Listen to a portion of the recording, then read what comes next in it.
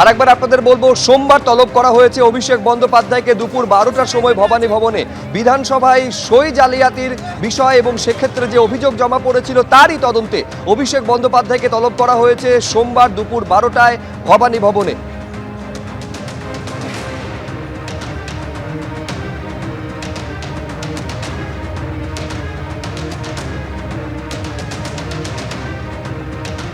সুকান্ত মজুমদার কি বলছেন কেন্দ্রীয় প্রতিমন্ত্রী, শুনবো।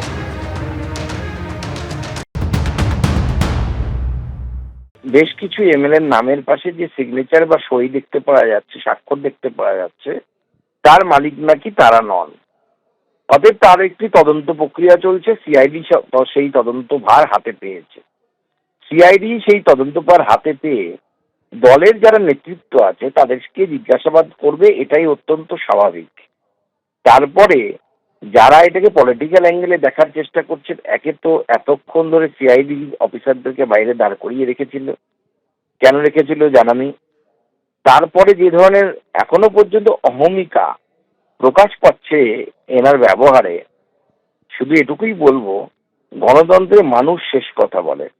মানুষ অলরেডি দমিয়ে দিয়েছে তৃণমূল কংগ্রেসকে, অভিষেক বন্দ্যোপাধ্যায়কেও দমিয়ে দিয়েছে, ফলতাতে তো ডবল ডোজে দমিয়ে দিচ্ছে অভিষেক বন্দ্যোপাধ্যায়কে।